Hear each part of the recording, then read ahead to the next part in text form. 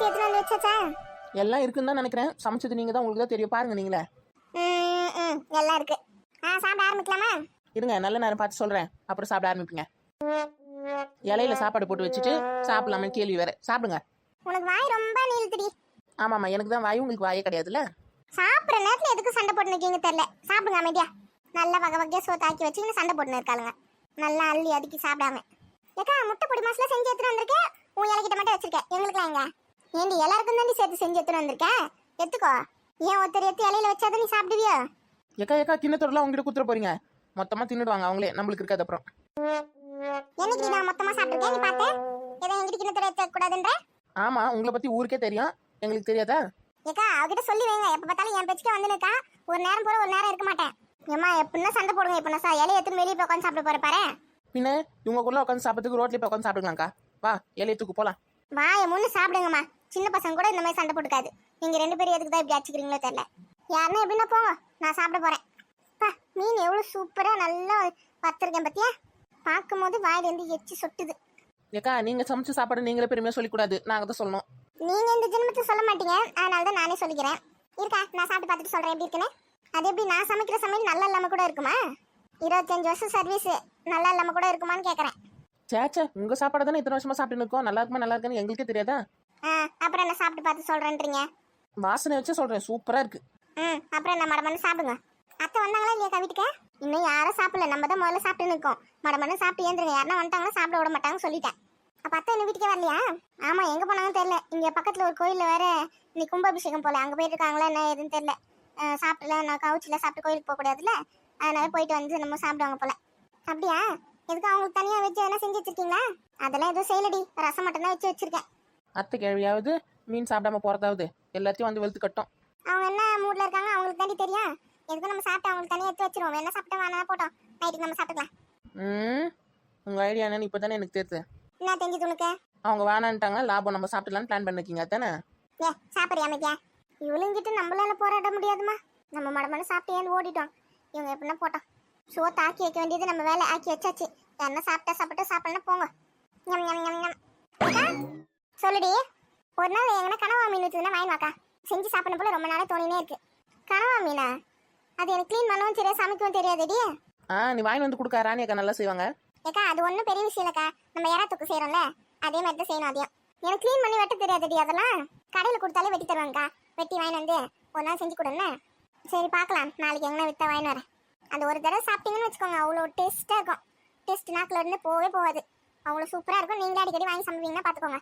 உங்களுக்கு வேணா நேரம், உங்களுக்கு வேணும் அதனால தான் கேட்கணும்னு சொல்லிட்டு போக வேண்டியதான். எதுக்கு இந்த பில்டப்லாம் தெரியலையே? எதை செஞ்சு வச்சு அதை சாப்பிடவே மாட்டேன் அப்படின்ற மாதிரி பேசுகிற பார்த்தீங்களாக்கா. எது பேசினாலும் சண்டைமா. ஏக்கா இதையே சண்டைன்ட்டு இன்னும் நாங்கள் சண்டை போட ஆரம்பிச்சா நல்ல மண்மையோ தெரியல. வட்டம் அத்தை வட்டம் அப்புறம் இருக்கு உங்களுக்கு. சொல்லி விட்டு மாட்டி விட்டு உங்களுக்கு திட்டு வாங்க வைக்கிறனா இல்லையா பாரு. நான் ஏக்கா நான் என்ன பண்ணேன்? என்ன சொல்ல போறீங்க? 2 பேரும் தான் நிம்மதியாக ஒரு சோத்துன்னு விடுறீங்களா என்ன? அதுக்கே முதல்ல உங்களுக்கு போட்டு கொடுக்க போறேன். ஐயோ நாளைப்பா, நான் சாப்பிட போறேன். கனவா மீன் தொக்கு கேட்டது ஒரு குத்தமா?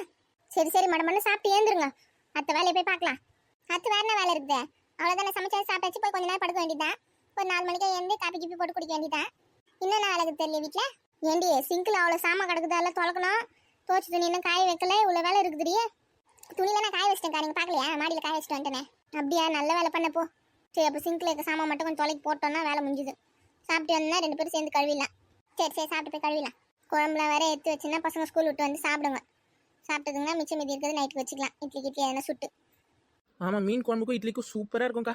ஆமாம், எனக்கு கூட ரொம்ப பிடிக்கும். உங்களுக்கு பிடிக்காத சாப்பாடு எது இருக்குது சொல்லுங்க பார்க்கலாம். எல்லாமே தான் உங்களுக்கு பிடிக்கும். ஆமாம், நீ மட்டும் எதுவும் சாப்பிட்றதில்ல பாரு. இவங்க கிட்ட கத்தி எனக்கு பசி எடுக்க ஆரம்பிச்சிச்சு. சாப்பாடே ஆறிட்டு இருக்கும்னு நினைக்கிறேன். ஏக்கா கொஞ்சம் குழம்பு எடு, சுட ஊற்றி சாப்பிடலாம். முதல்ல இருக்கிற குழம்பு சாப்பிட்டு முடிடி. இலை ஃபுல்லாக குழம்பு தான் இருக்குது. தொக்குல போட்டு சாப்பிடு. சாப்பிட்டு முடிச்சு 2வது ரசம் ஊற்றிக்கோ. ஏன் குழம்பு கம்மியாக வச்சிட்டிங்களா? இல்லை குழம்புலாம் நிறைய தான் இருக்கு. சொல்கிறேன், ரசம் இருக்குது, ஊற்றிக்கோணும். சரி இந்தாங்க. எக் பொடி மஸ் வேணுமா? கொடு. இருங்க, நான் எனக்கு கொஞ்சம் வச்சு தரேன். அப்புறம் எதுக்கு எனக்கு வேணுமான்னு கேட்டேன்? வேணுமானா மொத்தமாக உங்களுக்கு வேணுமான்னு கேட்கல, கொஞ்சோண்டு வேணுமான்னு கேட்டேன். உங்களுக்கு எல்லாத்தையும் கொடுத்து மற்றவங்களுக்கு என்ன கொடுக்குறது? ஆனால் நீ ரொம்ப தாண்டி பண்ணுற. ஆடு இன்னும் 7 நாளைக்கு ஆடி ஆடு. நான் ஆடினா இருக்கேன். சாப்பிட்டு எனக்கு கண்ணு தெரியலையா? ஏக்கா பார்த்தீங்களா? சரி ஆமாம், பெரிய பொண்ணு ஏதோ வீடு தனியாக வாங்க போகிறேன் ஏதோ சொல்லியிருந்தாலும் என்ன கதை அது? அதெல்லாம் ஒன்றும் இல்லைக்கா, இடம் என்ன விலை விற்குதுன்னு கேட்டேன். அதுக்கு ஒன்று நான் ஏதோ வீடு தனியாக கட்டின்னு போகிறேன், அது போகிறேன் இது போகிறேன்னு சொல்லிட்டேன். ஏக்கா அவங்க போய் சொல்கிறாங்க, தனியாக வீடு எடுத்து போகிறாங்களாம். வீடு வாங்கிக்கணும், சொந்தமாக இடம் வாங்கி வீடு கட்டின்னு போகிறாங்களாம். அப்படி சொன்னேன். ஆமா அப்படிதான் சொன்னேன். இடம் வைக்கிற விலைக்கு இப்போ இடம் எதனா வாங்கி போட்டா தான் வாங்க முடியும். நீ சொல்றது ஒரு வகையில கரெக்ட் தான். அது இந்த வீட்ல இருந்து நடக்குமா சொல்லு? ஏன் நடக்காத? எப்படி அது நடக்கும்? ஆமாம்மா, நடக்கும். அத்தையை மீறி எல்லாரும் சூப்பராக எல்லாம் செஞ்சிடலாம். நடுவுல இந்த அத்தை தான். அவங்க மட்டும் கொடுக்க வரலன்னா எல்லா வேலையும் செஞ்சிடலாம். அதான் நைட்டு என் வீட்டுக்காரர் வந்தோடனே பேச போறேன் அவர்கிட்ட இடம் வாங்கறத பத்தி. ஏண்டி அப்படியே போய் அவர் அத்தை கிட்ட சொல்லி விட்டுருவாரு. அப்புறம் அத்தை என்ன கேட்டாங்கன்னா என்ன பண்ணுவேன்? ஏக்கா இப்போ விட்டனா அப்புறம் வாங்குறதுலாம் ரொம்ப கஷ்டம்க்கா. ஏண்டி இவ்வளவு சொத்து பத்து இருக்கு, எல்லாம் வருங்காலத்துல நம்ம பசங்களுக்கு தான். அப்புறம் எதுக்கு நீ தனியா வாங்கணும்னு நினைக்கிற தெரியலையே? ஒன்றும் இல்லை, போய் அத்தைக்கிட்ட அடி வாங்கி வரத்துக்கு தான். ஏண்டி வாய் முறி. ஏக்கா என்னதான் நம்மளுக்குன்னு இது சொத்து கித்தெல்லாம் கொடுக்கறதாங்க, நம்மளுக்கும் தனியா ஒரு வீடு வேணும்லக்கா. நீ சொல்றது சரிதான். ஆனா நடைமுறைக்கு அதெல்லாம் ஒத்து வருமா? இங்க இருந்து அதெல்லாம் செய்ய முடியுமா? கொஞ்சம் யோசி. அதெல்லாம் செய்ய முடியும். நீங்க என்ன பாருங்க, நான் செஞ்சு காட்டுறேன் இல்லையான்னு. சரி, அப்புறம் பால் காசுற விழா கூப்பிட்டுருங்க. ஏண்டி இன்னும் வீடே கட்ட ஆரம்பிக்கல, அதுக்குள்ள பால் காசுக்கு போயிட்டேன். அதை கட்டிட்டு இவ்வளோ ஸ்ட்ராங்காக இருக்கீங்களே, கட்டிட்டு கூப்பிடுங்க, வரேன் எல்லாரும். சப்போஸ் எங்க வீட்டுக்காரர் போய் அத்தை கிட்ட சொல்லிட்டாங்க வைங்க, நீங்க தான் எனக்கு சப்போர்ட் பண்ணணும், சரியா? ஏமா நான் உனக்கு சப்போர்ட் பண்ண வந்துட்டு அப்புறம் என்ன வீட்டு விட்டு தொத்துக்காடியே? அதெல்லாம் ஒன்றும் யாரும் உங்களை தொத்த மாட்டாங்க. தனியாக நான் போய் கேட்டனா தான் எதுவும் பண்ண முடியாது. எல்லாரும் சேர்ந்து கேட்டனா ஏதாச்சும் பண்ணுவாங்க, சொல்லிட்டேன். ஒருவேளை உங்களுக்கும் தனித்தனியாக வீடு கட்டி கொடுத்துட்டாங்கன்னா வசதியாக போச்சுல. யாரு? ஐயோ இவ எப்படிதான் கனவு லோகத்தில் வாழ்றா தெரியலையே. ஆமாம், கட்டி கொடுத்துட்டு தான் மறு வேலை பார்ப்பாங்க பாரு. ஒருவேளை நடந்துச்சுன்னா உன்னதான் டைவர்ஸ் பண்ணி அனுப்ப போகிறாங்கன்னு நினைக்கிறேன் பாரு. அது எப்படி பண்ணிடுவாங்க? அவ்வளோ தைரியம் இந்த வீட்டில் யாருக்கு இப்படி இருக்கு? பண்ணும்போது தெரியும். ஏன் நீங்களே எனக்கு சப்போர்ட் நின்னா தானே என்னால் எதனா பண்ண முடியும். எது கேட்டாலும் இப்படியே பேசின்னு இருங்க. கடைசி வரையும் இந்த 4 செவத்துலேயே தான் இருக்க போகிறோம். சரி சரி, அதெல்லாம் நீ நைட்டு உங்கள் புருஷங்கிட்ட பேசிட்டு காலையில் என்ன நடக்குதுன்னு பார்த்துக்கலாம். இப்போதைக்கு இப்போ சாப்பிட்ற வேலையை பார்ப்போம். பாருங்கக்கா, அடுத்த வருஷத்தில் நான் கட்டி காட்டில் வீடு. என் பேர் ராணி இல்லை. ராணி இல்லை, மோடின்னு மாற்றி வச்சுக்கோங்க இப்பயே.